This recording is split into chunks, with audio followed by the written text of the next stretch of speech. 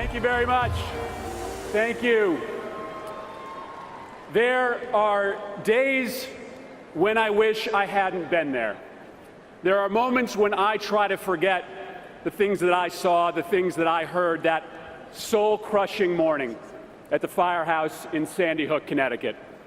The grief, the unending, mind-altering, paralyzing sorrow that comes with losing a child to gun violence, it is unimaginable, and only those who live it know it. In Newtown, Connecticut, families of 20 first graders and their 6 teachers, they live with it every minute of every day. And across the country, each day, unbelievably, 90 families join them. My oldest son is the same age as those kids in Sandy Hook. He just finished first grade. My wife and I are the same age as those parents, and I am furious. I am furious that in 3 years since Sandy Hook, 3 years of almost daily bloodshed in our cities, the Republican Congress has done absolutely nothing to prevent the next massacre. It stokes inside me a sense of outrage that I've never felt before.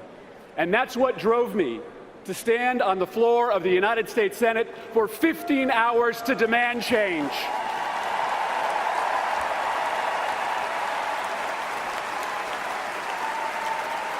And I'm here today because I want a president who shares that same sense of outrage. Outrage that the gun lobby fights to keep open glaring loopholes that 90% of Americans want closed. Outrage that a suspected terrorist can walk into a gun store and walk out with a military-style semi-automatic weapon.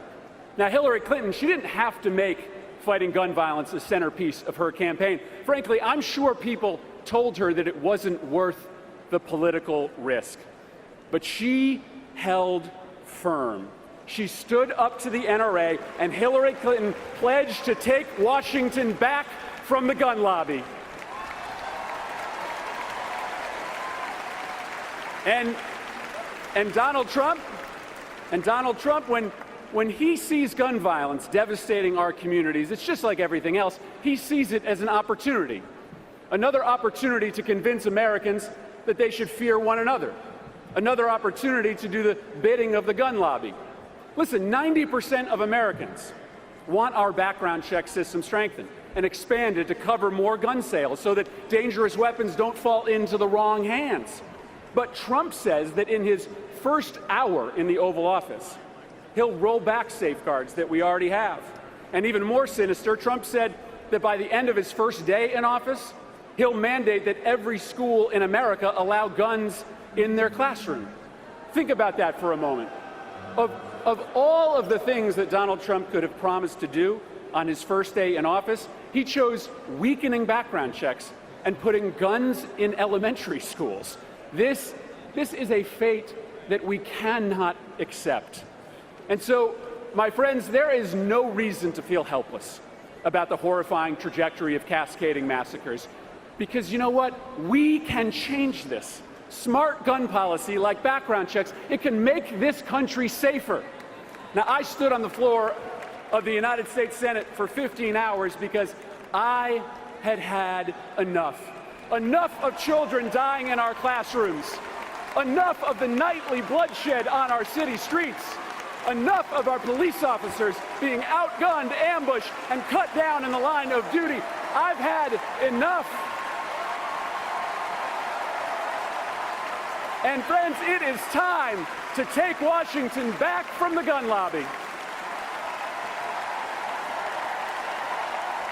And I know just how to do it. I want you to start by texting the word laws to 47246. You're going to learn there about the dangerous loopholes in our gun laws. You're going to turn yourself into an activist, and then you are going to go and elect Hillary Clinton as the next president of the United States, because she is a leader who has the empathy and the guts to declare with every fiber in her being that we have had enough.